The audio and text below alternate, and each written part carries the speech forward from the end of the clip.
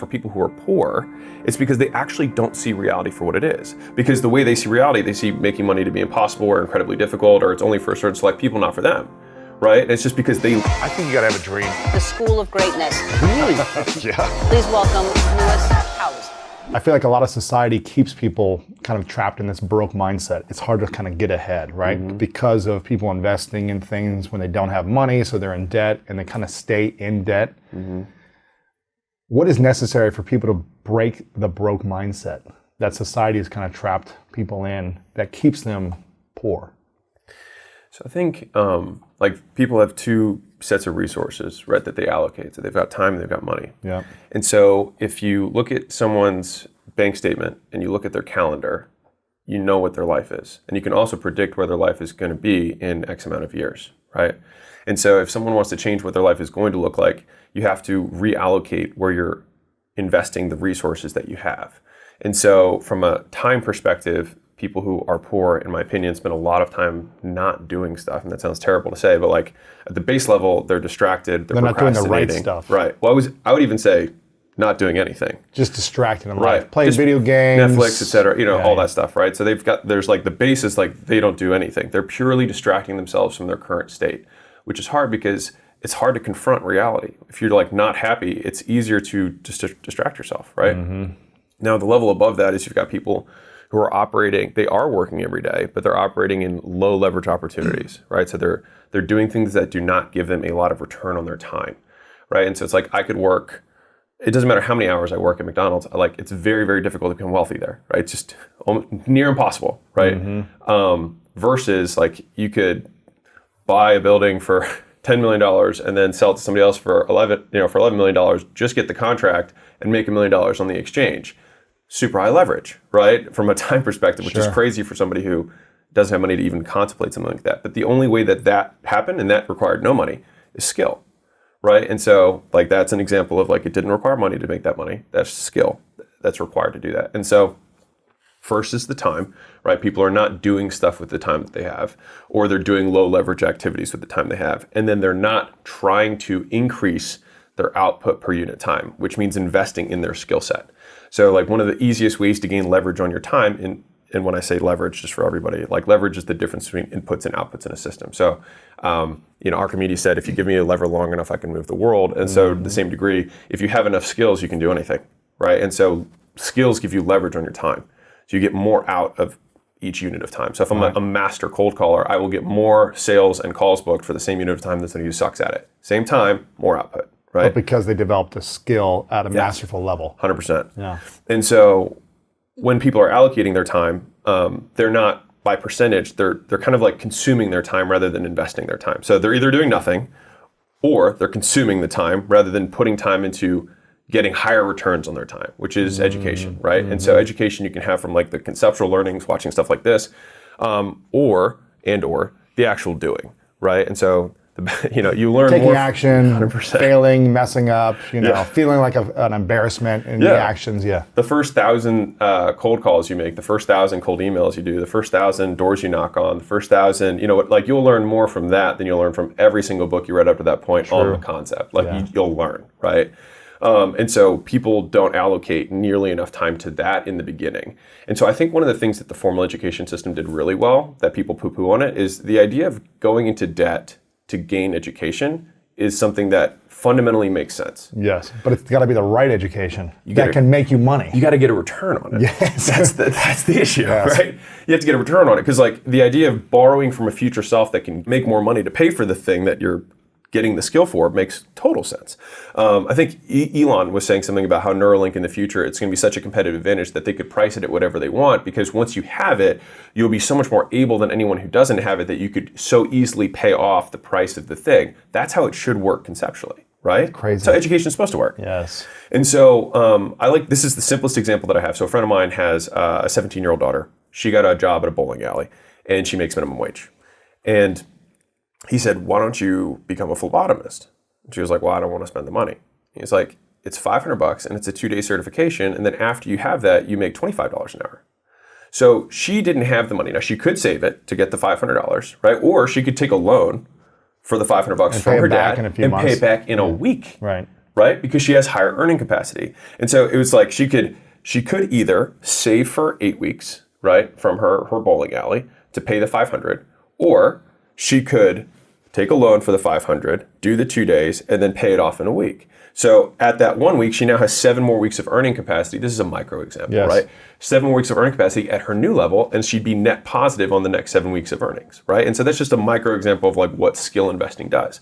And so that, because a lot of us talk about like, you got to get educated, you got to learn stuff, and like you learn stuff by doing it. And a lot of times you pay for that education or access to people who can teach you those skills, because a lot of people aren't going to give it to you for free, and that makes sense. It's okay. Right, Like it took them time to learn the thing, and they compressed that time to give it to you. So I mean, that's why I'm if there's one thing that's my like life's mission, it's education. And so I was telling my coaching students last night on a call that I had with them that I have multiple coaches that someone was asking about mentors. Like, how do you find mentors? How often do you stay in touch with them? And I was like, listen, when I was broke, whatever it was, 15 years ago, just getting started in this space, I was lucky enough that I had a couple local mentors in Columbus, Ohio, that kind of had pity on me, but they saw that I had this hunger, this desire. I was like, I'll do whatever you tell me to do.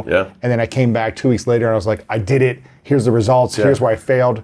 And that's a fuel for mentors to be like, I gave you wisdom, you took action, you got results. I'll give you some more feedback. But if you just keep asking and you don't act, we talked about this with a mutual friend we have, it's frustrating for a mentor. They don't want to give you that time. no.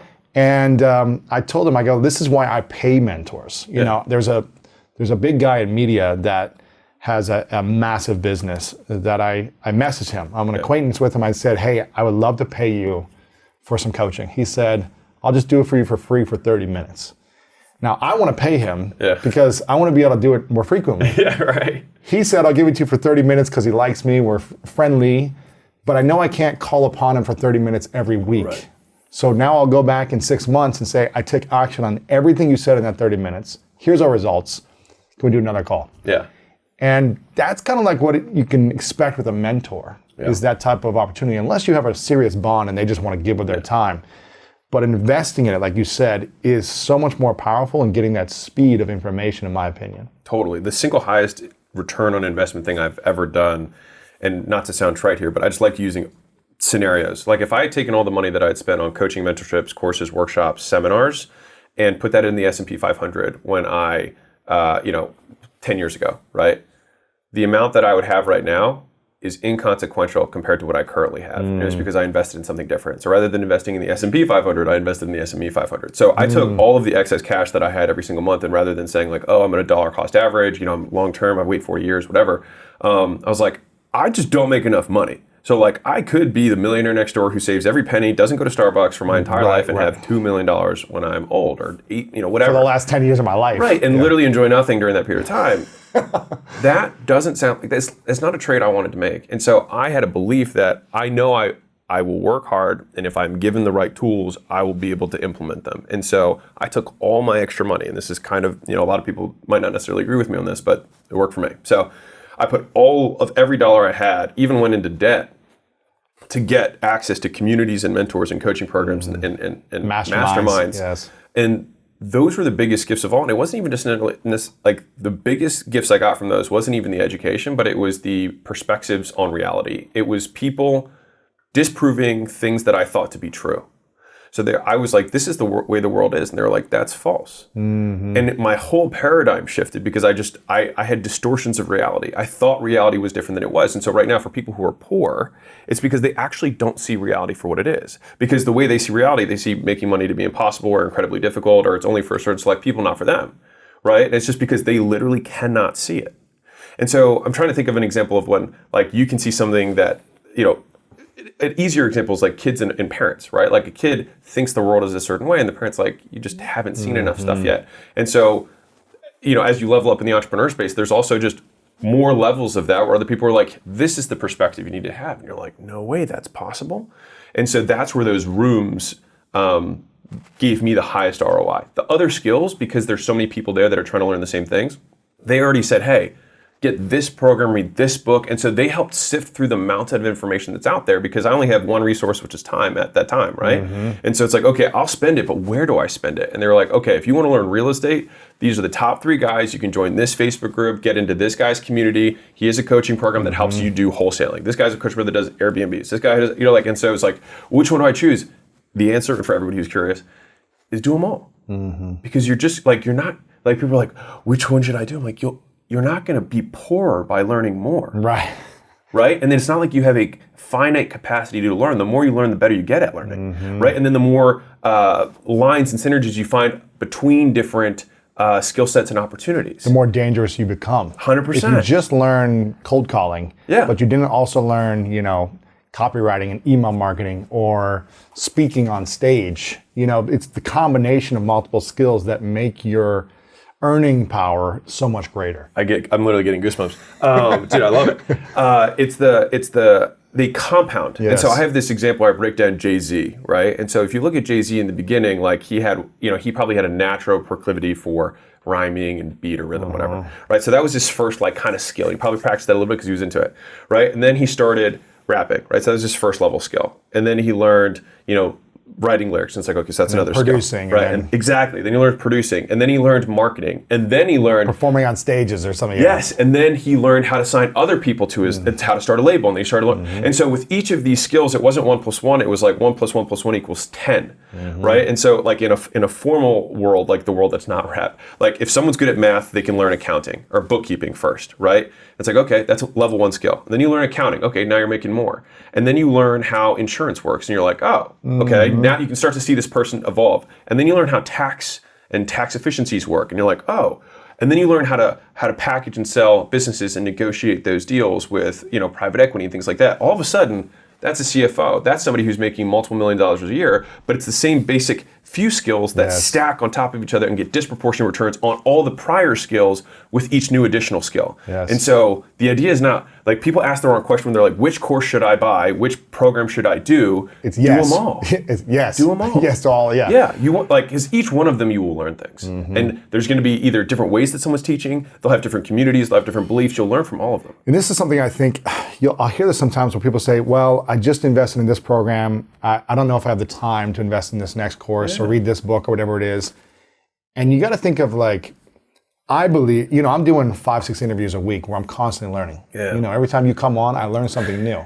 It's not like there are things that confirm what I already know, but I'm also learning new things. It's not like I've said after 10 years of doing this, I don't need to learn anymore. I don't have any more time to learn. It's so important for me to develop as a human being, and that's why I'm constantly learning. People don't need to sit down and do interviews with people all day long. They can learn in different ways.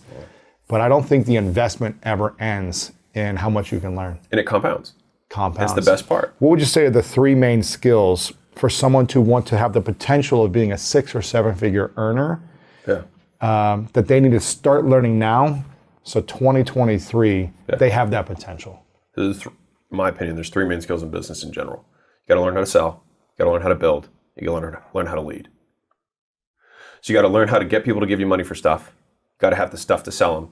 And then you got to have people that work on your side to help deliver on those other 2. If you can do those 3 things, you're unstoppable. And if you do one of those 3 things, you can make as much, like you can still make a ton of money. But if you can do all 3, you're unbeatable. Sell, build, like building a team, building. So that would be on the lead side. The building is like the product and services that you have. So you have to figure out a way to deliver value to somebody. To develop a program, a product, a service that you can package and sell. And people are like, well, how do I do that? All you have to do, this is the perspective thing we were saying earlier. It's like, I don't know where their opportunity is, and people who are entrepreneurs see opportunity everywhere. It's like, and my biggest regret in life is that I can't live multiple lives because there's so many things I want to do. But it's because all you have to do is look for problems. You look for things that people hate. You look for inefficiencies. You just look for things that are nuisances. Like, what are things that people do every day that they hate doing? Like, and a big misnomer, I think, is that people think they need to have a new thing. You can start a cleaning business, become a billionaire. You can start a lawn care business, become a billionaire. You can start a roofing business, become a billionaire. Like, there's clear problems. Like, all you have to do is just do what everyone else is doing, learn how to sell, learn how to deliver consistently, and learn how to lead. Yes. If you do those 3 things, you can do just as well as everyone else and just do it better. I was in the elevator this morning coming here, and I have this cat sitter that used to watch my cats, right? And he mostly works in a different building that I used to live in. Now I'm in a new building. He was in the new building because he had some other dogs. He's a dog walker, right? Yeah. But I asked him to watch my cats one time. And he literally for 30 seconds in the elevator, I was like, hey man, good to see you.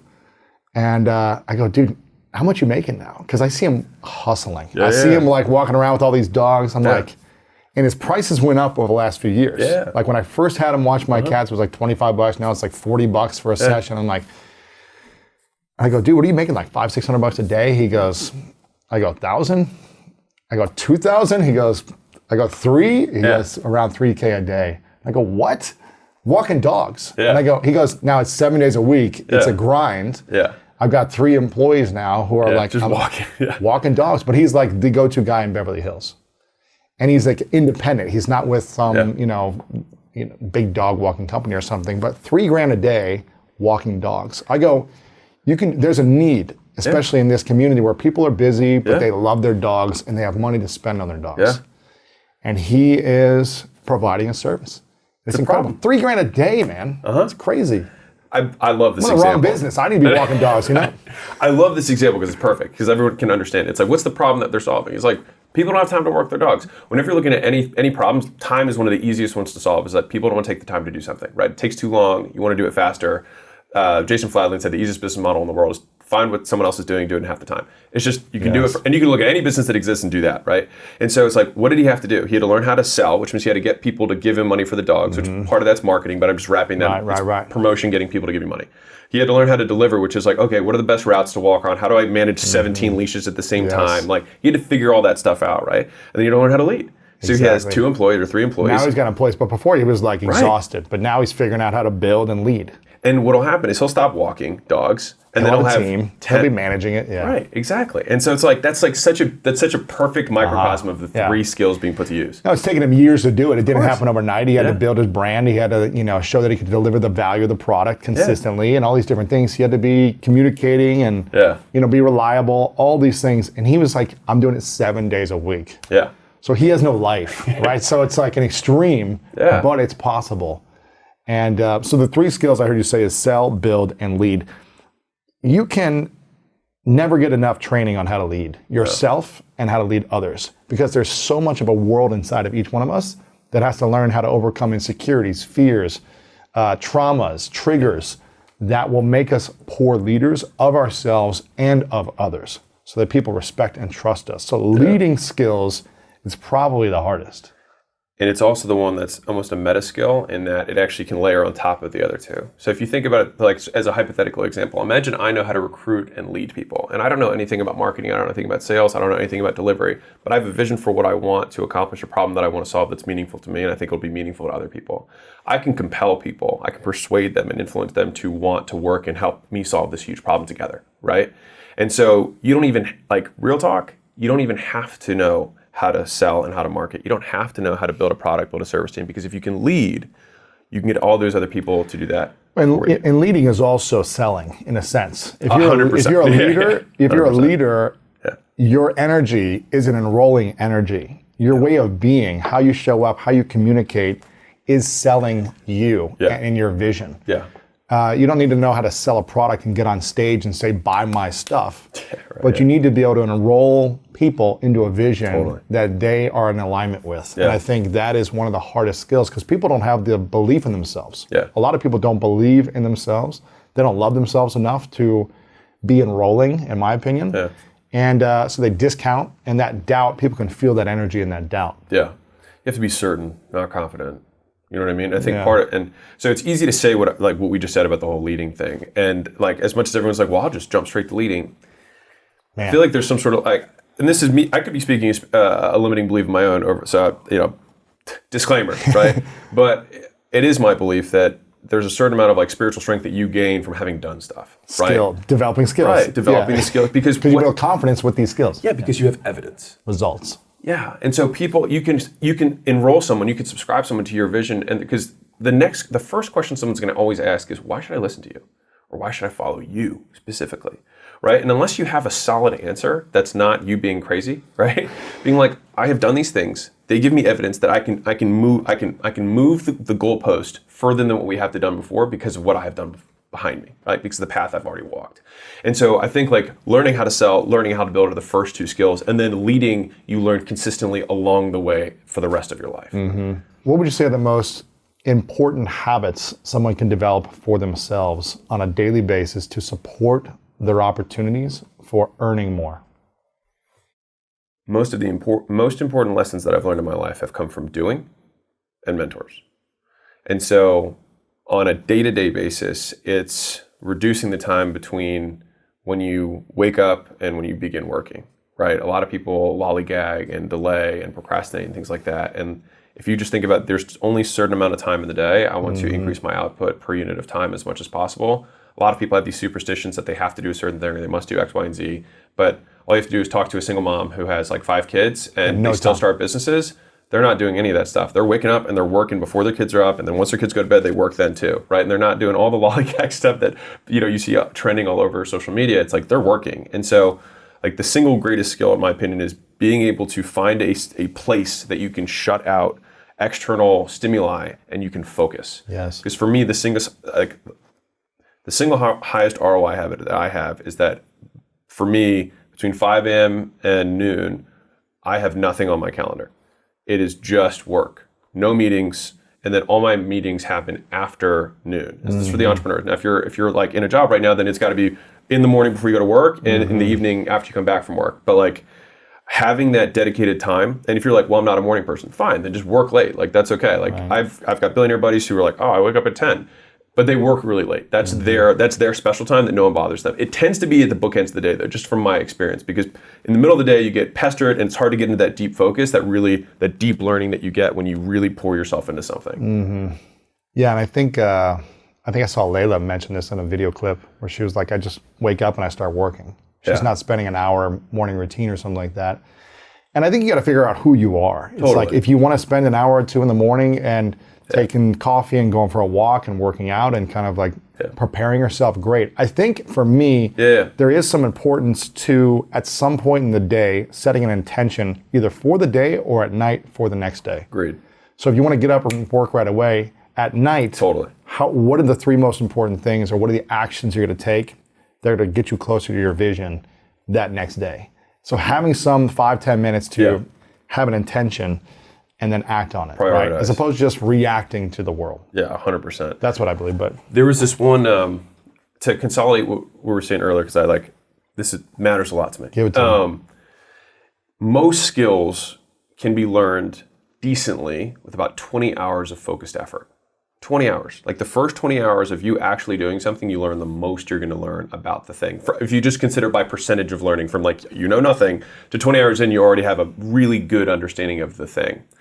The problem is that most people will take years to start the first hour. And so that habit that you're referencing is that my speed, at least now as I've gotten better at this stuff, is that like I try and detract the time from when I want to learn something or when I want to start doing something to starting it as soon as I can, because I just want to start getting through those 20 hours as fast as I can. Yes. And so that's just been a very tangible, because it seems like this amorphous thing, but there was a study that was done. There's like in the first 20 hours, you can learn almost any skill. Playing guitar, running an ad, doing you will learn more in that first 20 hours than any other time. So it's like, then just get to that 20 hours and don't delay. Yes. And that's been one of the deepest lessons I've had, because it took me 4 years to learn how to build a website, and it took me 1 day to actually learn. Crazy. Because you decided to act on the learning. 4 years to delay and procrastinate and say, I'm not a tech guy. I'm not a tech person. This isn't my kind of thing. I'm a gym guy. I'm a local business owner. I should pay somebody to do this. I'm above this kind of thing. Like all these stories, right? And then one day I sat down on a Sunday morning. I was like, I'm going to learn this thing. And you Googled it and you just learned it? Step by step by step. And you know what? I set the whole day aside. It took me 4 hours. Crazy.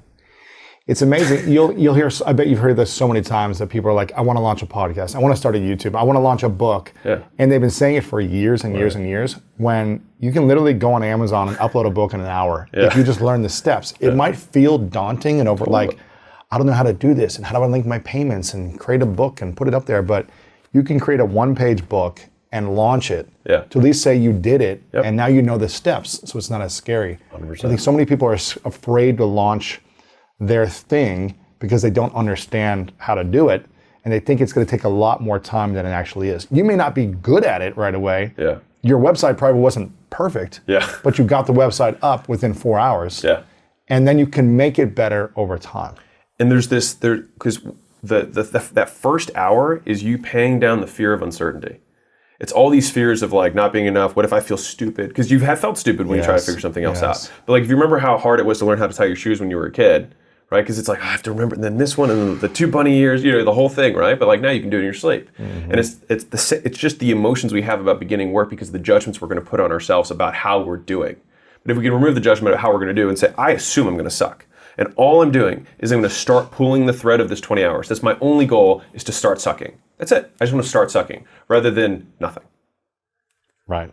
You gotta love embarrassing yourself the way I feel like it. These skills that you're gonna learn, they're gonna bring you a lot of value long term. They're not easy to start with. They're not. And so you gotta be okay with accepting embarrassment of your own self. What's the belief that, why is it so hard for people that haven't made money? Mm-hmm. Let's talk about like the daunting number for a lot of people, which is 7 figures. Okay. It was hard for me to get over the hump mentally and psychologically of like, how do I go from $5,000 a month to $10,000, then $10,000 to $20,000, and then how do you get a business? I'm talking about business owners. How do you get it to 6 figures and then to the 7-figure mark as a business owner? What do we overcomplicate money in our minds if we've been taught stories as kids or been taught beliefs about it?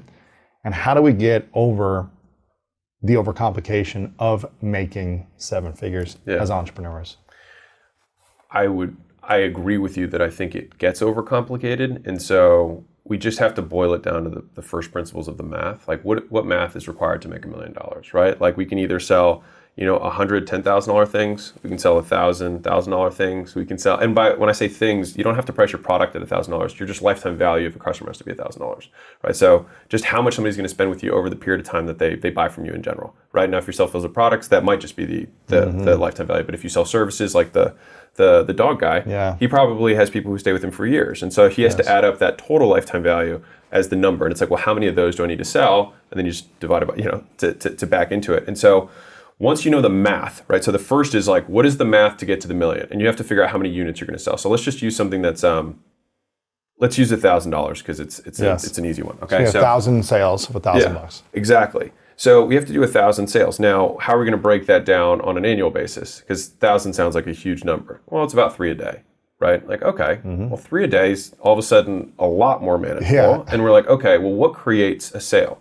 So at some point, to get set, I'm going to take one step before for 6 figures for anybody who's not there. It's like you have to sell, and this is again for business owners, entrepreneurs. If you have a job, then awesome. But like if you're trying to make money, you have to sell something to someone. That's it. That's all you have to do to get to 6 figures to do that. So that's one avatar, one medium, one channel, right? One product, one channel. That's all that is. You add the 4th piece, which is consistency. Right, that's what goes from 6 to 7. That's hard for people. And the 100%, because then you can tackle all the emotional or whatever it is why you're not being consistent. But from a math perspective, we just have to break down what are the primary actions that result in the output, right? And so if 3 sales means that I sell 1 out of 3 people who want to walk, or 1 out of 2 people who come for the dog walking. Okay, well then I need 6 appointments a day. Okay, how do I get 6 appointments a day? It's like, well, I have 6 ways that I can get appointments, right? I can get appointments from referrals. I get appointments from affiliates. So I make a deal with the local grooming place for dogs, or the local vet for dogs, or put my flyers up or something, or the urgent care for dogs, or Petco, like whatever. I mean, like there's a million ways, right? Like I get one of those guys, I figure out how to deal with them, and I say, I'll give you the first 2 months of what they pay me to you if you just send them to me. Yes. More money for them, and it probably helps their customers because it's a need that they can't solve, but they have the same avatar. Cool. So you got referrals, you got affiliates. You've got, you could just reach out to people you know, just one-on-one, like, hey, I've got my thing. How, like, do you need help with your dog? You could reach out to people you don't know, which you can do through Post-it notes, cold calls, emails, door knocking, like flyers. Yeah, all of those things are ways that you can reach out to people you don't know one-on-one. You can make content about how dog walking is amazing and ways to walk your dog better, ways to take care of a dog. And the whole point of that is to get people to feel comfortable with you specifically in your brand, that you will do a better job taking care of their dog than they will. Exactly, right? You want people to feel guilty that they're not doing all this stuff for their dog. And then they would start, then you feel inbound, right? And then finally you have ads, right? You run paid ads to get new appointments booked, right? And so those are the 6 primary things you can do to get customers, right? And so it's like, okay, I need 6 appointments a day. I have those 6 different ways that I can get them. Which of them do I feel most comfortable with? Because you can win at all of them, right? And it could be soliciting your customers for the referrals. It could be getting the affiliates relationships set up. It could be the one-on-one DMs. It could be the ads. It could be the content. Any of those 6 would work, right? And so we just have to pick which one you want. And so then you just reverse engineer those actions because even one step after, obviously this is something I do a lot. So if you reverse engineer the affiliate thing, right? So how do you get affiliates? It's like, well, I need to reach out to 100 people a day. So you'd still use one of the other methods. So cold outbound, warm outbound, content DMs, or ads, right? To get those affiliates. And it's like, okay, well, if I reach out to 100 affiliates a day that are in my local region to see if they will partner with me and I can create some sort of relationship. If I do that every day, maybe I'll get 2 of those referral partners a week. And if each of those referral partners a week can get me 10 appointments, then for me to get my 6 appointments a day, it's 180 appointments per month. If I need 18 affiliates. Right. So all I got to do is get 18 affiliates. But then if you're thinking right now, you're like, well, wait, but I would be able to get 18 affiliates in probably like a month or 2. And the answer is you're right. But people just don't think through the math of how to do it. Because if we're being real, there's no reason you should cap your business at $1 million, right? And so to the same degree, when we ask the question like, how do I make $1 million business? You also think in increments that somebody who's trying to make $1 million thinks in, right? Because I got asked on this TikTok, so they gave me this prompt. They said, hey, Alex, how would you make 6 figures a year? And that was the question. And my immediate response was, I would sell something for 100 grand and then figure out what I would do for the rest of the year. Yeah. And so it's like these people think about money differently. You know what I mean? Mm-hmm. And so if you think about how do I build this thing into like 100 million, and you have to think of a number that's as high as you can fathom, right? If you can't fathom 100 million, then don't think that. But like as high as you can mathematically fathom. So it might be $10 million. Okay. Think like how many dogs would I need to walk? And you just reverse the math into what you need, right? And then how many people I need to hire and how many, Exactly. And then you start with the inputs, because in the beginning, the only inputs you have is going to be the content, it's going to be running the ads, it's going to be doing the warm, it's going to be do the reach outs. That's it. Those are the inputs. And then everything else is going to stem from that. And then what will happen is if you have the advertising machine on the front end to bring people in, the bottleneck becomes your leading rather than the selling and the product. You're leading, yes. Right. And so then the focus then becomes, how do I use that same, if you really want to get deep on those, how do I use that same skill set of advertising and then shift it to my internal? Because I still have to do warm reach outs, I still have to run ads, I still have to make content, I still can have affiliates or get referrals from my employees to get more team. Mm-hmm. And so every business has 2 funnels. You have the front end funnel that gets you customers and the back end funnel that gets you team. And so as you crank this guy, you need to crank this one. And then that's how you can scale these things to the moon without stopping. Right. Is it harder to get leads and sales or harder to build a powerful team with the right culture? I think they're both hard and both easy for different people. Yeah. You know what I mean? Like Layla naturally is very good at the back end funnel. I mean, she's so good at building culture, but she has this thing that she's kind of spoken over me from a belief standpoint, which is if you are a really good marketer, a really good salesman, a lot of them are like, oh, I'm not a good leader, I'm not a good operator, not a good whatever. And she's like, if you can sell all those people and influence all those people, you can use that same skill set and just face internally to your team. It was a nice belief shift for me, or belief breaker for me. I was like, she's totally right. Mm-hmm. And so to the point that you were making earlier, like leading is selling and influencing, a lot of it really comes down to being able to move people and being able to clearly communicate what you want. Why do you think it's so hard for people to overcome their limiting beliefs around money in general? A lot of people were told things about the world that were not true and they take them as fact. And so they're making their decision calculus off of something that is not true. And so they're making conclusions off of false data. And that's why they can't see it, because what they're basing their assumptions on is false. Mm-hmm. Right? But they've been believing it for so long. Yeah. So how do they change that belief when it's been baked in their psyche for decades? Yeah. I think that the way that the biggest beliefs have been broken for me have been one of 2 ways. Reality proves me wrong, or someone tells me a story and gives me evidence from their lives. Like I remember when we went to a mastermind and we were just starting out. I was not making a ton of money. And a guy got up there and he gave his little spiel and he was like, yeah, we're making $300,000 or $400,000 a month. I don't really know what I'm doing. I'm not really sure I like the business, blah, blah, blah. And the guy did not seem smart. And you were like, how is he doing this? And it's funny you say that, because my actual first thought was, if he can do it, I can do it. Right. And so that was like, he, through evidence, like he reshaped my reality. It was one of the most momentous things. I remember Layla and I both had the same takeaway because she was next to me. When we both saw this guy do this, like we walked out and we're like, dude, if he can, like we both immediately had the same conclusion, like if he can do it, we can do it. And so I think that that's like, how do you either have reality prove you wrong, or someone else is that reality for you where they tell their story about, hey, I used to feel the same way, I used to think this thing, and then I will share my story so you don't have to have the scar. Yes. So you don't have to give up 5 years of your life to learn this lesson. I'll just give you the story so you don't have to have the scar.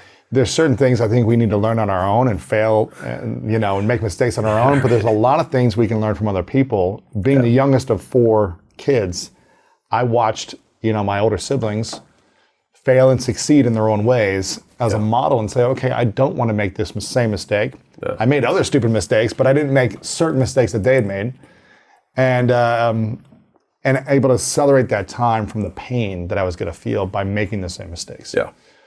I think you're going to make mistakes no matter what, but I think that's seeing other people and learning. This is why it's so important to have coaches, mentors, people that can break the beliefs in you and tell you what you need to do.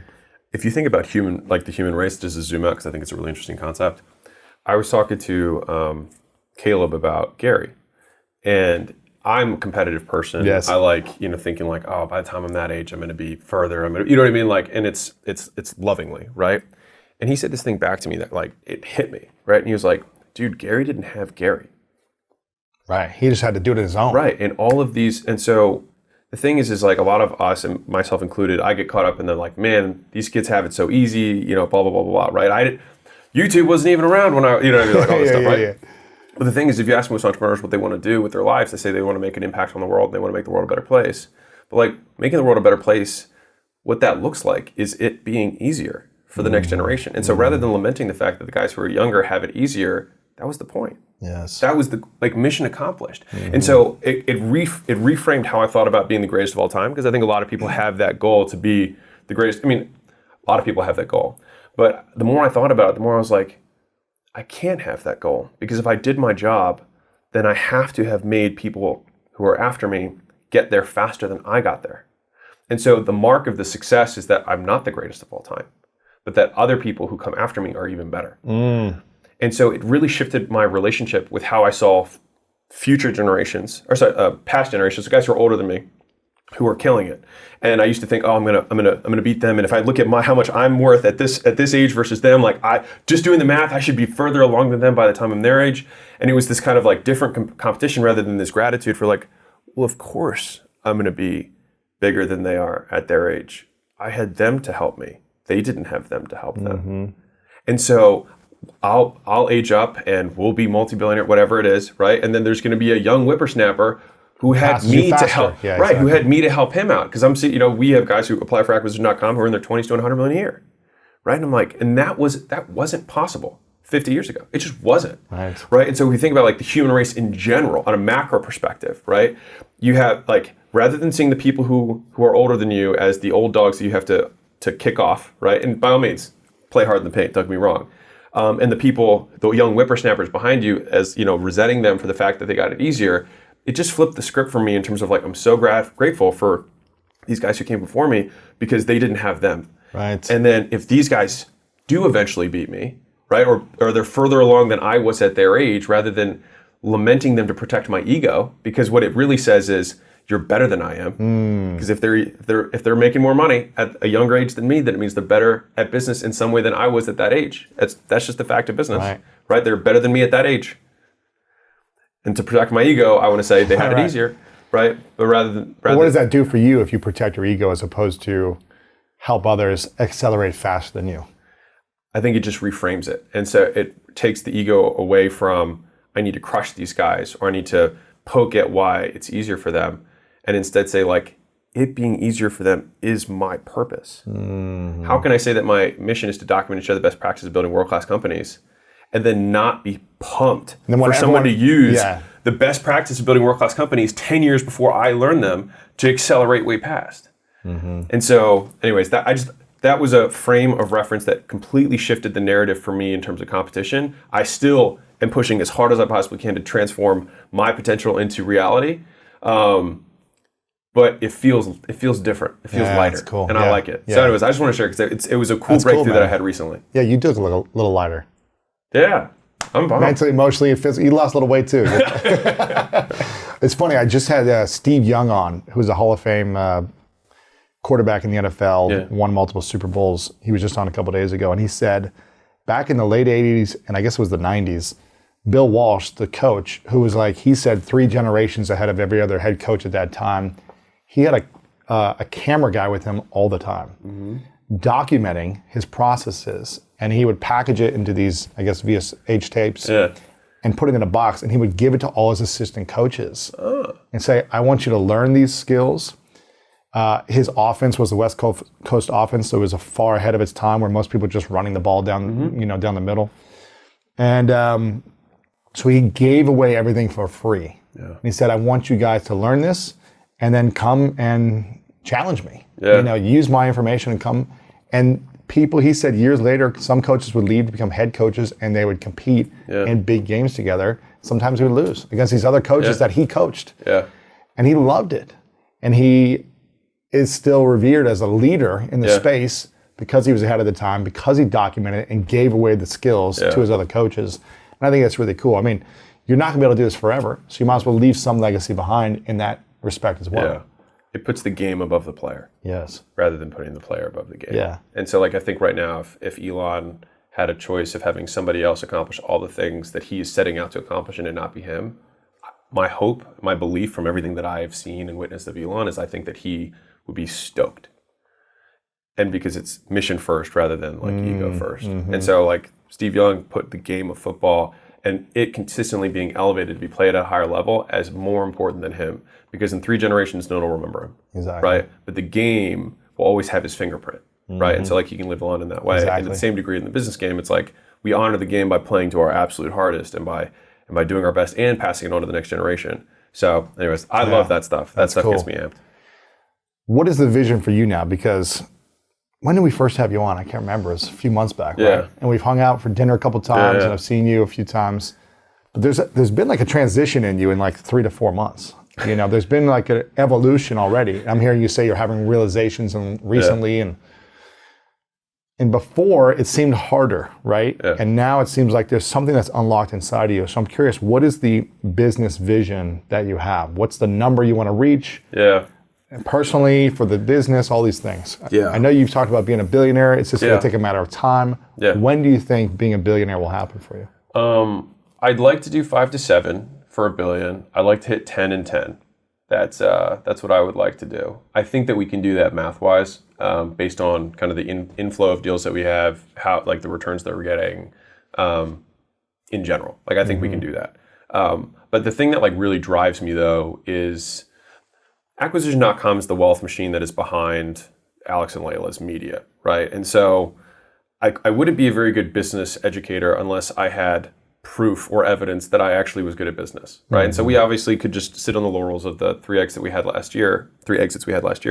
But to me, that's not like, as crazy as this will sound, it's not super impressive, you know what I mean? At least for where I want to go.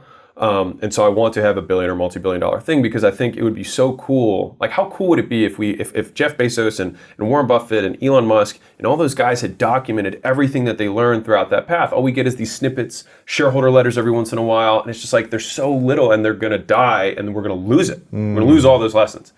And so part of it that excites me is just calling my shot because I think that always just like enlivens a little bit of the competition, but I do believe from a mathematical standpoint we will get there. So it's not, to me, it doesn't feel like a super big. I'm not really pointing that far to the fence, but seeing the hordes, the scores of businesses that are using the stuff in the books and the courses and YouTube and podcast and TikTok and Instagram and LinkedIn and use those and the message I get every day of like, dude, you helped me go from $1 million to $5 million a year. You helped me go from, quit my job and then start my dog walking business. And now I'm doing, 6 figures a month. And like those stories, I know that I will probably never meet most of them.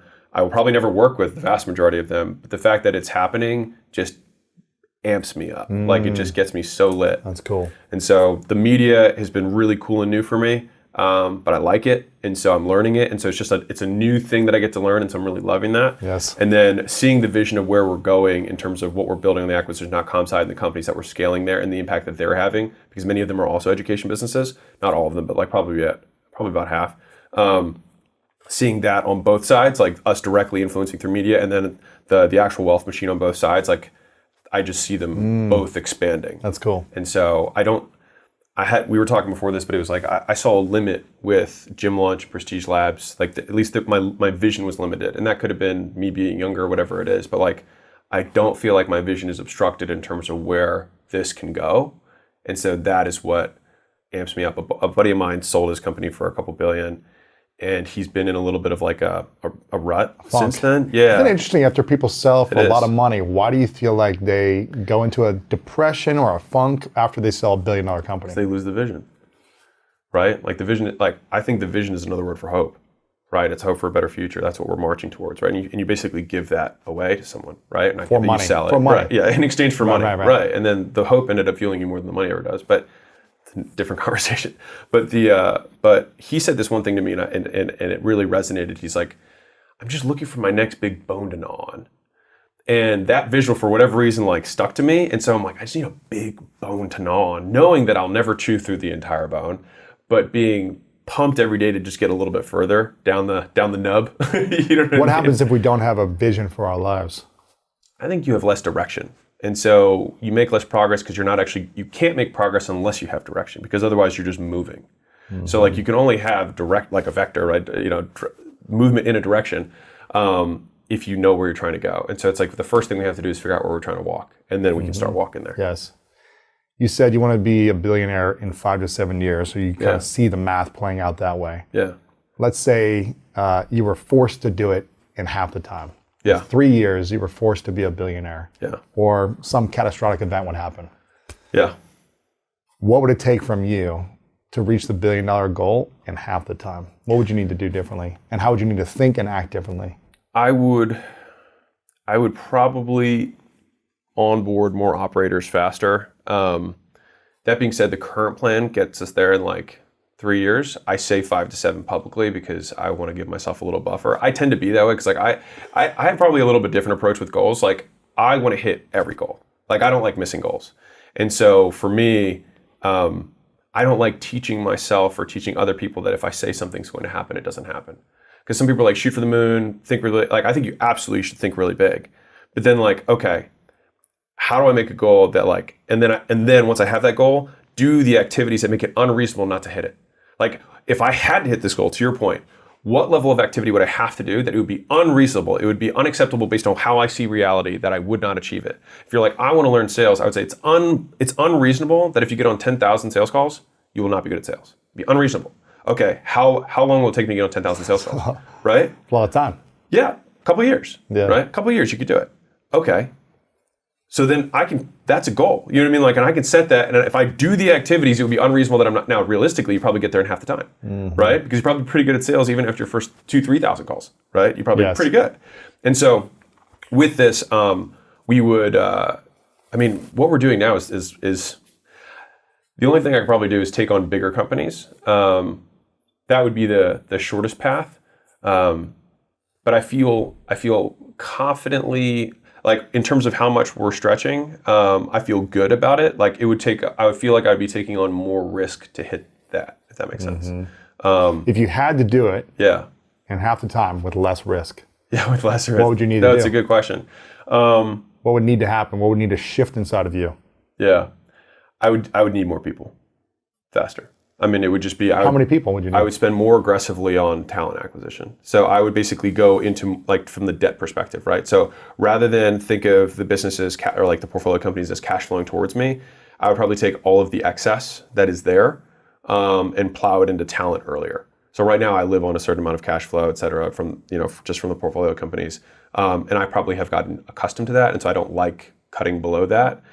So if I had to, then I would say all of that money, rather than going to Alex, is going to go into more talent, bigger, faster. Yeah, exactly. Investing and then they team. would amplify, and then they would be able to, we would increase our rate. You would have less money in the short term over a couple of years, but then you would have way more money in the long term. Totally. So it's a comfort level. Yeah, it is. It is. No, as we're talking about it. You knowing that you like to have a certain amount of cash flow every month. Yeah. But you've got a bunch of cash in the bank too. I know. It's 100% illogical. If you had to do it though, let's say you had to do it in 2.5 years. Say if we had to do it tomorrow. If you had to do it in 2.5 years, because you need time too. Yeah. 5 to 7, you had to do it in 2.5. Yeah. And you had to stretch and get extremely uncomfortable, where you're not going broke. Obviously, you got money. Yeah. How many people would you need to hire? Yeah. And how much less cash flow would you need to have? I mean, I would eliminate my cash flow. All your cash flow. Yeah, I mean, if I was really going, I mean, I was going ham on it, I would have no cash flow to me. I mean, I don't need. You have money though. Yeah, I have money. Right. Yeah. So I would eliminate all the cash flow to me, and it would 100% of the money would go into the team. The only thing that would go faster than that is that I drain my own net worth to further fund. Yeah, exactly. I would be incurring financial debt to more quickly build the enterprise value of the asset. So I'd be transferring money into the asset fast. It's like you incur different types of debt. Like if you incur no debt when you start a business, you do always incur debt. You incur management debt, you incur technical debt. Time debt. 100%. And so people, like all businesses start with debt. It just depends on what type of debt you're dealing with, right? And so if you don't have money, then that's fine. You just incur other debt. Like even when we think about how we're building the holdco right now at acquisition.com, like I am building more fixed cost in the infrastructure right now because of what I want it to be in a year, 2 years. Yes. And so if I wanted to run it, like we already do reinvest, obviously a big percentage, but I would just reinvest more and be okay with it. Yeah, I've just grown accustomed to this. And it was funny because a buddy of mine I had dinner with last night sold his company for $250 million. And we were talking about how cash flow is a very regular reinforcer from a behavioral standpoint. Like you get this feedback directly every month of how you're doing, right? And so you, as entrepreneurs, or at least for me, I've been always a high cash flow entrepreneur. Like I've never been like a reinvest every dollar into the business. I like making money from my businesses.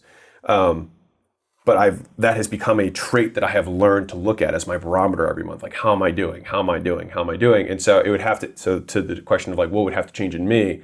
I would have to change how I measure success, and then I'd have to reinforce the behavior in a different way. I'd have to measure it differently. Right. And so is the cash flow coming from all the businesses you guys are in partnership with? You get a percentage of cash flow, they get a percentage, the business owner as well. And so you have a certain amount of cash flow every month that's coming in from all these businesses, right? Yeah. But you also have a ton of money in the bank. Yeah. So one of them you could take some money out somewhere. You can still keep the cash flow coming and take the money from the savings. I'm so security driven. It's funny because I was having this conversation with this guy, and so the guy sold his company for $250 million. For the last 10 years, he's lived on $70,000 a year.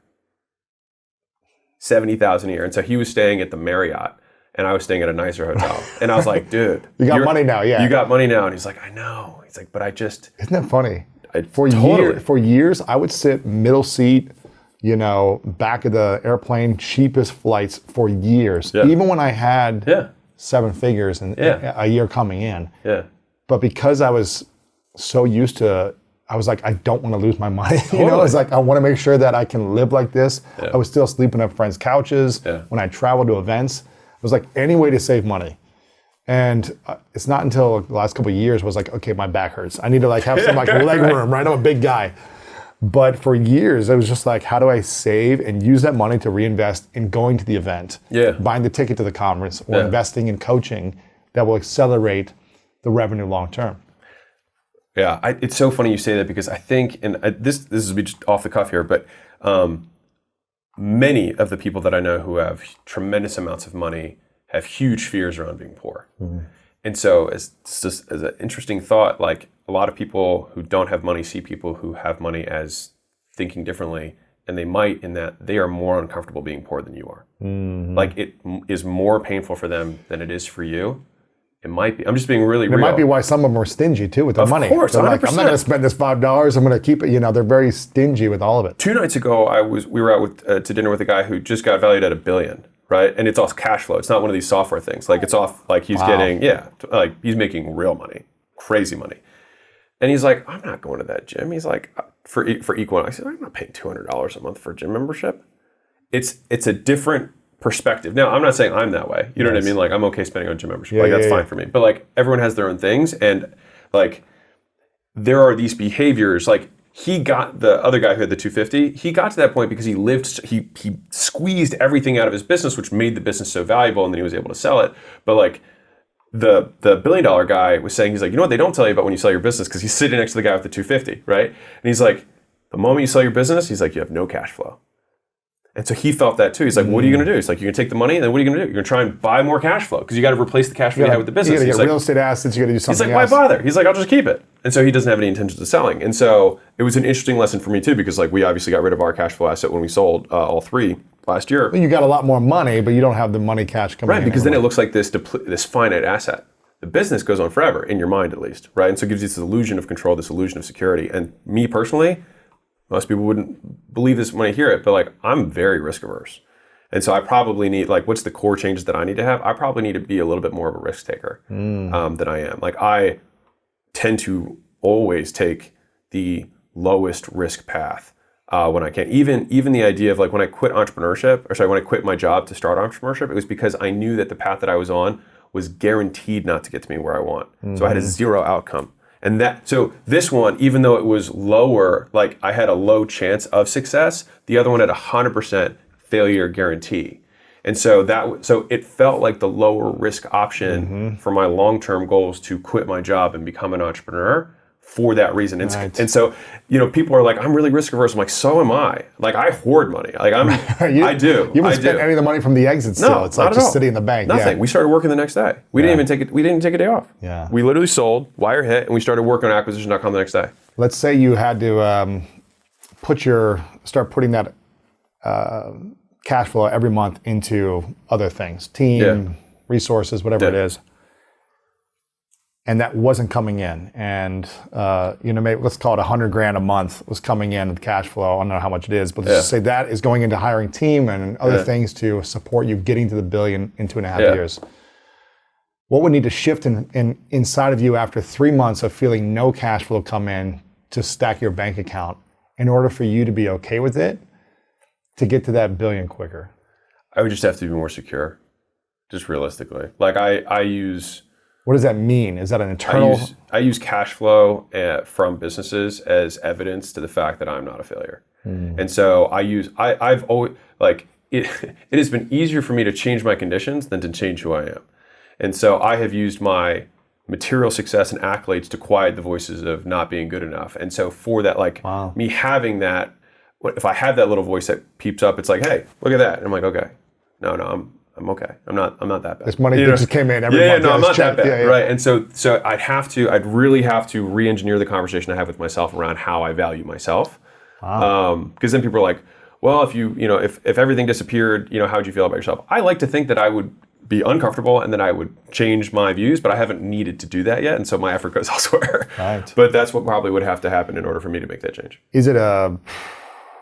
What is the thing that you're afraid of inside of yourself? Is it a self-worth thing? Is it a self-love thing? Is it a belief that you're not good enough? Yeah, definitely be a good enough thing for sure. Yeah, it's just like maybe I'm not as good as I think I am. Maybe everything that I've been putting on media, maybe my book, maybe all these things are actually not true, and I don't know what I'm talking about, right? Because clearly I don't know what I'm talking about because I'm not making any money. Like so, these things have been. That's why acquisition.com is the other half. Like the actual businesses of acquisition.com compared to the media of acquisition.com, it is the other half because it's the evidence of the fact that the things that I say are true. Because those are getting results. 100%. And they're growing. Right. And so that way I feel bulletproof when I make the content, when I make the book, when I write the stuff. Like, there's a zillion people who are like, you suck, none of this is true, whatever. And for me, it rolls off my back because I have evidence. Right. And I'm like, no, it is true. And here's how. But if I didn't have that, I would probably have to, it's because I don't know what the right call is there. Because if I didn't have the evidence, it would be hard for me to say you're wrong because I don't have any proof that they're wrong. But you have evidence now. Right, and so I have this evidence. And so how do you change the belief inside that you're good enough with the years of evidence now? The question is like, have I built $1 billion thing yet? You know what I mean?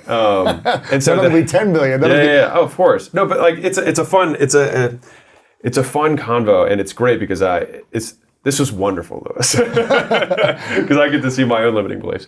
And just for everyone who's listening, like everyone deals with this. You know what I mean? At every level, you're dealing with this of like feeling of inadequacy, feeling not good enough, feeling like you're not smart, feeling like you don't work hard, whatever it is. Like I have that stuff all the time because you think that the external circumstance is gonna solve that. And I would say that it does to a degree. It becomes a crutch. Right. But then you have this crutch, and then you just tie your self-worth to the accolade or the thing, rather than still yourself. And maybe I need to do more work on that. Who knows? If you could overcome one thing or eliminate one thing internally to become a better leader to yourself, to quiet the noise 100%. or help you take a risk in a different way, Yeah. not talking about lose all your money, but Totally. take the risk to help you accelerate this. Yeah. And you don't have to, by the way, but I just believe that it's possible for you to do that. Yeah. I believe you can be a billionaire in 2.5 years. I appreciate it. If you, That's the goal. If you shift Yeah. whatever inside of you is holding Yeah. you back to get to that space, what would be that one thing to eliminate or overcome internally to make it happen? Is need for external validation, 100%. The need for external validation. Why do you need I knew when you started the question. Why do you need external validation? I mean, I think part of it's so ingrained in us. If you think about us as kids, right? Like, how do you orient yourself with the world? You get reinforced or punished at all phases, directly, indirectly. But you get reinforced or punished, and the things that you get reinforced, you do more of. The things you get punished, you do less of, right? Like that's just how we learn behavior, how we learn to function in society, right? Touch that thing, it hurts. We got punished. Okay, your parent tells you to sit down and be quiet and eat, and you learn to sit down and shut up and eat, and then we wonder why adults don't move because we're told to sit when we're running around, right? We learn Or at school, sit down and be quiet. 100%, and we wonder why we eat so much when the reward for everything we did when we were a kid was food, right? We wonder these things. So the reason external validation is so hard, at least for me, is because it's how I learned everything. Is because external validation gave me the directional guidance of what's good and what's not. And then as you get older, it's where am I going to get that validation from? And so I would say that my external validation is still 100% there. It just comes from different sources. So I'm more selective on whose validation I want. So how much external validation do you need in order to overcome this belief, to go all in and do it in half the time? Yeah. No, I think I need to be able to validate myself. And that's fundamentally, I think Epictetus said this. He said, like, if you need someone else's, he has this quote, it's so good, but it's basically like, you need to be able to you don't need to swear to somebody else. You should be able to swear to yourself and bear witness to yourself because your word should be good enough. So you need to eliminate external validation. Right. From you feeling good enough. Probably, yeah. It's probably that. Like, obviously, it's good to have feedback in life. Of course, you know what I mean? yeah. And so I think that's why it's also difficult for some in general because it's not eliminate or have more of. It's to what degree and from whom and about what. And so then it gets a little bit more complex. But even using those different lenses, I think it's good to unpack it for anyone who's listening, which is like, okay, Layla said this, so this is not mine. But most times when we're afraid of something, it's not actually like this amorphous crowd that we're afraid of. It's like one or two people's opinion. Like it's your dad or it's your whatever it is, right? And you're worried about what they're going to think. And they're not even thinking about you, but you think they're thinking about you. They're thinking about their dad, right? He's not thinking about it, whatever it is, right? And so she restated this earlier on in like when we were together 5 years ago. She was like, and she like made me name the person. It wasn't my dad, it was somebody else for this particular thing. She was like, are you going to let this guy stop us from getting what we want? Wow. And it was like, when I saw it, it was just like looking in front of me. I was like, she's like, what if this guy hates you and thinks you're terrible? Is that a worthy enough reason to still keep going? And I was like, yeah. And she's like, then let's go. You know what I mean? Yeah. And so she was very good with that. What do you need to say to yourself every day to believe you're good enough? If you could say one thing to you that no one else needed to hear, but you needed to hear it from you, what would that be? I don't know if it would be a saying thing. I don't think it'd be like an affirmation. I think it's just a belief. You know what I mean? What would the belief be? Yeah, I mean, fundamentally, the belief would just have to shift that the doingness is enough validation for me. Not the results. Right. And that's all. I mean, fundamentally, that's always the goal is that you can detach the doingness from the result. I think what I've been able to do has been to extend the time horizon between the doingness and the result, but not necessarily fully eliminate it. I'm patient in that I can continue to do things for very long periods of time before seeing a payoff. But if I were able to truly eliminate it, I think that would be kind of like a next step. But then again, it's that borderline on insanity because if you never get feedback on sometimes you're like, maybe I should change direction. But you'll keep getting feedback though because you're creating, you're taking action. Yeah. You'll be, the more you do that, you'll have more businesses you'll be acquiring, you'll be creating more content, and everything will be growing at the same time. Yeah. Right? 100%. I love seeing you, go through this process internally because I think... I'm open to it. I just want to win. You know what I mean? Like, I just want to be better. What does winning look like? It's achieving the potential. It's taking all this raw potential. The line in the Bible that always scared me the most was to whom much is given, much is expected. And so for me, I always felt like I was given a lot. You know what I mean? Like I was born in America right off the bat. I was born as a guy. I have insane genetics. Like from that perspective, I had a six-pack when I was 15. You know what I mean? Right. I have a pretty high processing load. Like I do okay with complex problems. I was bilingual basically at birth because parents talked to me a different language, so that gave me good language abilities. And so it's like these are all things that were given to me, right? And I was born into like from a money standpoint, a decently wealthy family, right? Not ultra brilliant, but like never worried about food or shelter or anything like that, right? And so these are all the things that were given to me. And so to me, I'm like, man, much is expected, right? And not necessarily that that's God, whatever. Just I expect a lot of myself because I see so much potential, and I want to like by the time I die, I would like to have nothing left in my potential tank. And it just all have been transformed into my reality. Yeah. So that's what winning looks like. What do you feel like is missing in your life? Not a lot. I'm just like really right off the bat, like I really like, I'm amped right now. I'm super pumped. I love what we're doing. I love the businesses that we're helping. I love the mission. I like doing this. Yeah. Not a lot. I mean, if I got into things that were missing, it would be like super tactical of like, I want these roles are ones that I want filled in the company. You know what I mean? Like it'd be stuff like that. It wouldn't be anything else. Right. If you enjoyed that interview, then I know you'll love what we have coming up right now. And so what do you look for when you're acquiring a business or investing in a business that has cash flow, and what businesses have the best cash flow? So this will be relevant for everybody in the audience and also hits on what we were talking about with the wealth thing. Like wealthy people choose higher leverage opportunities, and we went over what leverage was earlier. The best businesses, especially in an inflationary period, are businesses that have low capital expenses. Okay. And that's because Can you have some examples? Yeah. So I'll give you opposite examples to make, and then I'll drive it. So something that does have high capital expense, which is what you would not want to get into, would be like stuff that has lots of inventory, stuff that has lots of supply chain, lots of manufacturing, heavy equipment, things where you have to constantly buy more stuff in order to increase capacity, right? A low capital expense business are things like services, right? Services, digital businesses. Software is mixed because sometimes the development team can be considered a capital expense. So it really depends on how you build the dev team. But the idea is that if you can produce 10 times more units without phenomenally changing the cost basis, then you will have a business that has lower capital expenses. Yes. And so that's what you like. And most of those types of businesses produce more cash flow, have more pricing power. And so, I mean, that's what Warren Buffett invests in, right? It's high, insurance, Geico. Right. There's no capital, it's risk. They're literally assessing risk. It's math. Like the business is math. Yeah. Like if you really think it's just math, is the entire business of insurance. And what's crazy, just as a side note, is that a great way of figuring out the highest leverage businesses that exist is looking at the business that's been here the longest. Mm-hmm. Insurance has been here since before the world wars. Right. The banks have been around forever. Right, J.P. Morgan was around the 1800s. Wow. Right, the biggest insurance companies, they're all 100 plus years old. They're founded in the 1800s.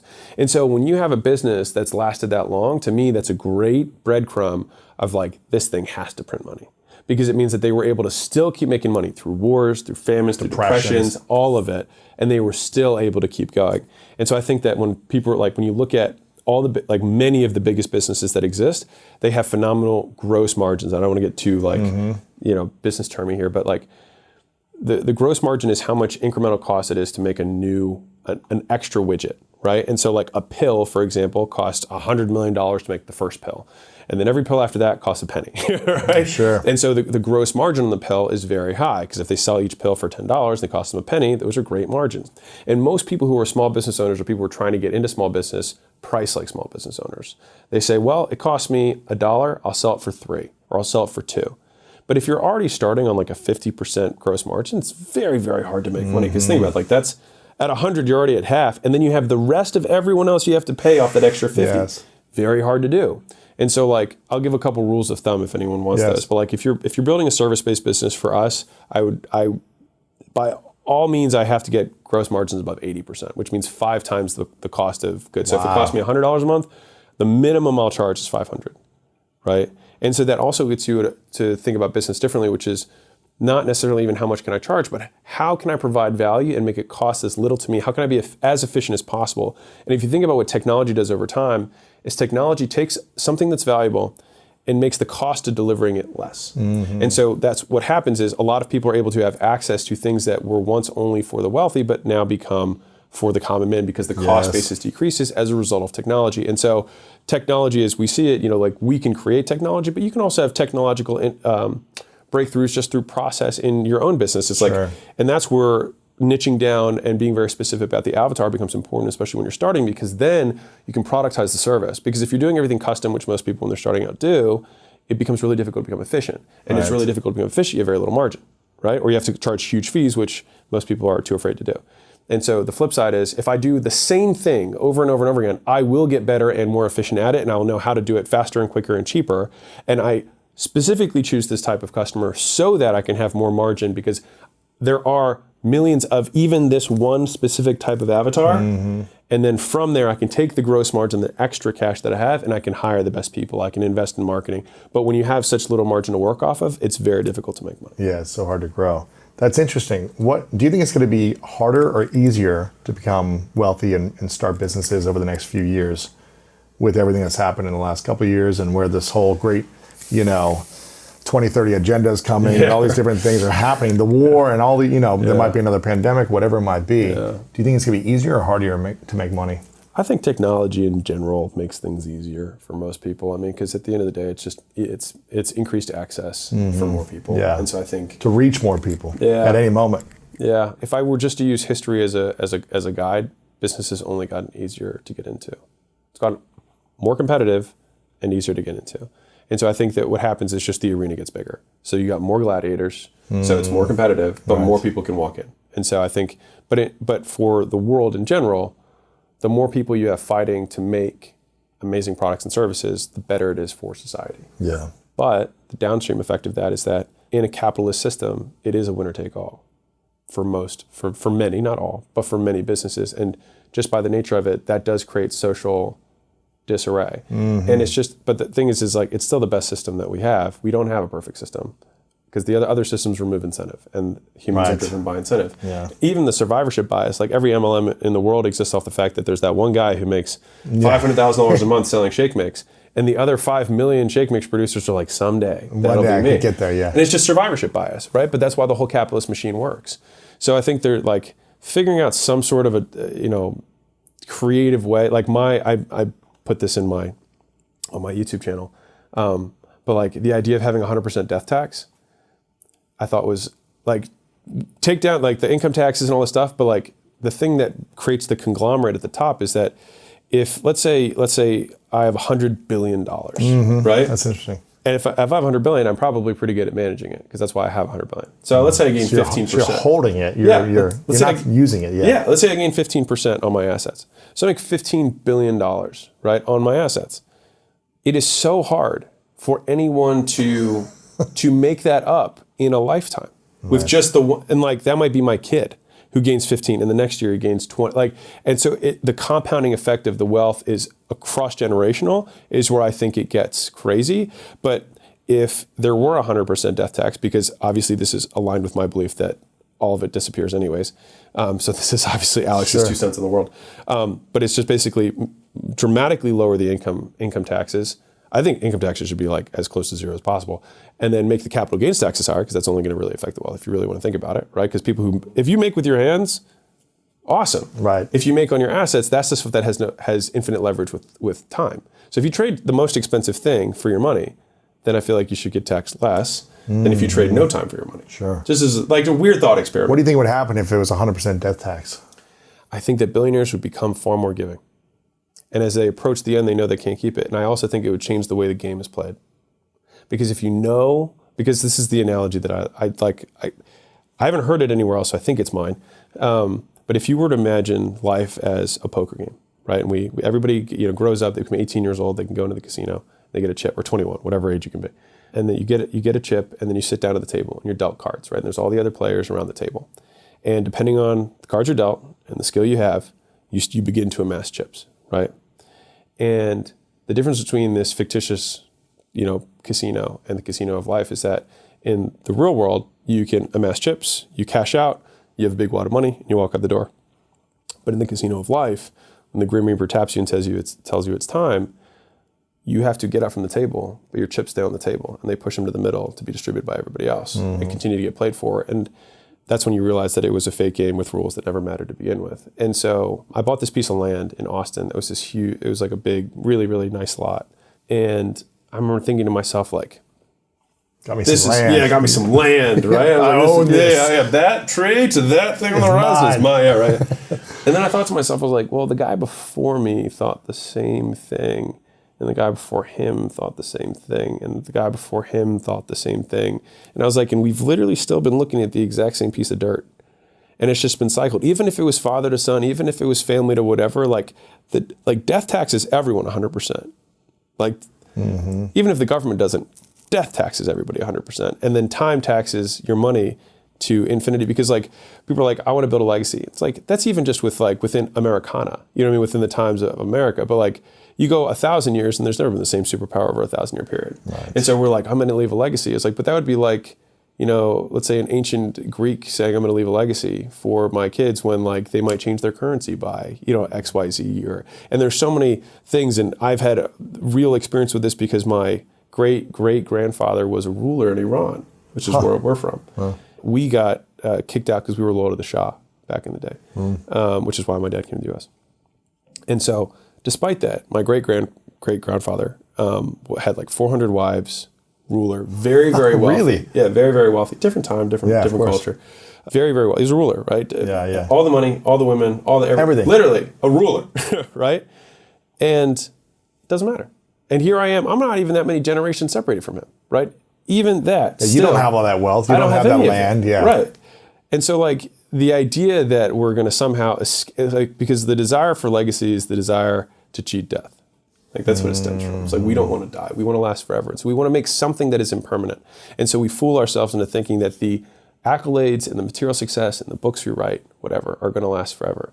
And they're probably not, right? And so, like, I mean, the sun's going to disappear at some point, right? So, like, so, like, if we don't do anything before then, like, at the very least, that's going to happen. And so, if that is the inevitable outcome, I think it shifts the way people think. And I think that's when you start changing. I mean, Tony Robbins talks about, like, global belief systems. And that's why if someone, like, adopts a new religious belief, like, everything changes because the reasons they do and the way they believe the world works changes. And so, I think that if they did do a 100% death tax, it would be a really interesting way to see the downstream effects of how it would change the way the players played the game. What do you think would happen if all the billionaires started distributing their wealth sooner? I think what would happen or would they be as hungry to be and driven to push and build and innovate to generate the wealth if they knew, I got to give this away anyways quickly? I think they would. Why? I think it's because I think I'm going to say something that may sound bad, but I think winners win because of who they are. And so I think it's like sales guys. Like, you can have an incentive or a comp plan. They just want to win. But they are salespeople. And if I get on the phone, I want to sell because of who I am, not because of the comp. The comp is the ticket to get me to say yes to the deal, but it will not change my activity. I will do it because I love to sell, right? And so I think billionaires get there because they love the game. Like, you don't get to a billion without because you obviously don't need it for you. You stopped needing it for you millions and millions ago, right? And so you do it just because you love the game. What I do think, and the reason that I like that solution is because Elon Musk said this, but private enterprise is 10 times as efficient at capital allocation compared to the government. Right. So for every dollar that private enterprise spends, it's 10 times more efficient. And so the idea is, like, if we were to death tax 100%, so whatever you accumulate while you're alive, it just goes back. Like, and the thing is it's not that it would go back into the system through the government. It would if you were lazy. But most people, knowing the government was going to take it, the less efficient vehicle at the end of your life, you would then start thinking about, how can I allocate this money efficiently? And so what would happen is you'd create far more ingenuity and innovation around social enterprise before they died. Solving problems. Knowing that the wealth would eventually disappear. So, like, it's more there's this backstop that no one wants to hit. And so I think what would happen is they would change their behavior before hitting the backstop. I don't think a lot of people would just be dumping their billion to the government. I think just knowing that they had to would then trigger them to, That would be, hey, that's Alex's 2 cents of the world, which is obviously different. What's, and you just had a big exit, right? Yeah. Last year. What was that for? How much? It was 46 points. 46 million. So when that enters your account, what did you expect would happen? What did happen? And what can you teach other people about what they should expect to happen when they have a big exit? So I will say that I did not feel the money. I did feel the loss of cash flow. because I had this, I'd measured myself off cash flow since. Now you don't have any. Right. You got a big chunk, but then no money coming in every month. So I actually felt, and I probably still feel poorer now than I did before the exit. That's interesting. Because the cash flow is going down. Now, I know that acquisition.com is going to be, I think, significantly bigger than those companies were. But in the interim, I definitely did not feel any better after that. I am happy that I did it because I do think I'm in the right vehicle doing what we're doing now, making the books, making the YouTube channels, the Twitters, the social medias, all of them. But the cash flow is what I felt. And because I'd taken dividends my whole life, the amount of money that we got out was pretty much about what we already had anyways. Right. So it was not life-changing in any way. It didn't change how I lived at all. Like not at all. We didn't have any big what are you gonna buy? I was like, well, I could, I'm happy already. Yeah, I could buy 100 Lambos before the sale. Yes. You know what I mean? Like that wasn't, and I never bought them in, and I never did. So because I don't get a lot out of that. What else was different? Losing the team is hard. Yeah. Because when you sell a company, you sell the people. Like that's something that people don't talk about connection, because it sounds bad. Yeah, but you sell the organism. You sell the system, the people, the processes, and everything. 100%. And so that was hard because there's definitely times now that we're building acquisition.com where I'm like, man, I wish I had so and so. Or I already taught this person everything. I have to do it again. So but there's also some level of beauty to it because now that I'm doing acquisition.com, I have a different appreciation for what I'm doing because every other time that I've started something, it has been from a place of lack. It has been from this is what's going to not make me poor. You know what I mean? Like the gyms was all about that, and then I lost it all. So the second time was all about that again. Wow. So this time I'm starting not like that. And I know what it got like before we sold the companies last year. I'd spent basically 12 months not doing anything because I wasn't required in the business. Like it ran. And so I had a lot, it was very depressing. Exactly. It was very depressing for me. What happens if we don't have a purpose? I mean, you find one. Yeah. You know what I mean? And so for me... But you're in a depressed state, even though I'm sure you were fine, but you were emotionally, mentally what am I doing every day? Exactly. I have nothing to do. I go to the gym for so long. Right. Can only go out to dinner. Yeah. I mean, what else are you going to do? I can eat every meal I want. I can travel. Okay, now what? After 3 months of that, you got to have some mission. You got to have some purpose, right? Even though you have the money, your safety, you have everything. Yeah. Security, but it wasn't fulfilling. 100%. And so that was 12 straight months. And it was because we were going through a sales process. So you can't start new initiatives because I'm in the middle of a sale. And you don't want to make any massive new hires. And so you just basically have to just maintain. And the whole time you're wondering, I hope this deal goes through. Because if it doesn't, then you just wasted a year just doing nothing. And then you might have to do it again. So it was one of the most emotionally tiring years of my life because it's always this is about to happen. It's not going to happen. The deal's on the table. The deal's off the table. There's all of this drama that's happening constantly. And I also, one of the things that sucked that I didn't like was as soon as I had made the decision to sell, or that I was going to entertain the idea of selling, and this is a mistake I made, everything became about satisfying a fictitious overlord of what will they think about this move? Well, how will they value this? And I started thinking... they? Whatever acquirer, whatever private equity was going to buy the company, I'm like, how are they going to see this? Are they going to value this? Or is this a waste? And so what happened was I started making the private equity buyer my customer. And that was a mistake. And so I think that at the end of the day, and what happened was, interestingly, we started the sales process because my wife and I were beat down. We were just very tired. We've been in gyms for almost 10 years, at that point. Not to say that that's not a good thing, but whatever. We were ready. But in order for us to sell it and make it a sellable business, we had to fix all the things that were wrong with it, right? And so we took a year before the year. So it took 2 years. Exactly. Man. So it took 2 years, basically 1 year to fix everything, and then 1 year to sell it. But the thing is, it's just like when you have a house that you fix up before you get ready to sell it. By the time you're about to sell it, you're like, I love this house. This is amazing. I just fixed all the problems I fixed. Now I've got more cash flow. It's more efficient. I got rid of the toxic people. Yeah, exactly. And so it was, again, a very mind trip experience where I'm like, well, maybe I should just hold it as an asset that just produces cash flow. Yeah. Uncle Warren never sells anything. Selling is what makes you rich. Keeping is what makes you wealthy. I'm I've got all these kind of things in the back of my mind, but I think ultimately, I think no matter what we had done, we would have been fine. But I think for me right now, I think the likelihood that the choice, if I had two alternate realities, which I don't have to play in, I think that the choice will ultimately yield more impact for more people. I would not have the attention to do acquisition.com and the media stuff that we're doing right now. I wouldn't be here. Right. Just straight. I wouldn't. You'd be focused on your gyms. Yeah, exactly on those companies that were in that portfolio. And acquisition.com would still be a side thing, but it probably wouldn't be the main thing. Mm-hmm. Whereas now it is 100% of my attention, and the companies are killing it, and I feel renewed. When I launched School of Greatness 10 years ago, I remember saying, I'm going to do this for 1 year because I wish I had access to this. I wish this was a thing that I could go listen to in the world to teach me. Yeah. And I'm not going to try to make money. Yeah. Like, I'm going to do it for a year, all in, but I'm not going to try to make money. I don't want to make money. Yeah. I mean, if the money came, great. Sure. Yeah. But it wasn't my intention. It was just how can I create the best content to serve people on the things that I wish I would have learned in school growing up. Yes. The School of Greatness. Yeah. And after 1 year, I was like, man, this thing's really starting to take off. Yeah. You know, but it wasn't based on how do I make as much money. Totally. It was how do I create something that can really make a lasting change. Yeah. And that intention is what's made me sustainable for 10 years, loving the process. Totally. So when people come from a place, what I'm hearing you say, when they come from a place of that intention of service or because this needs to be in the world. It's art.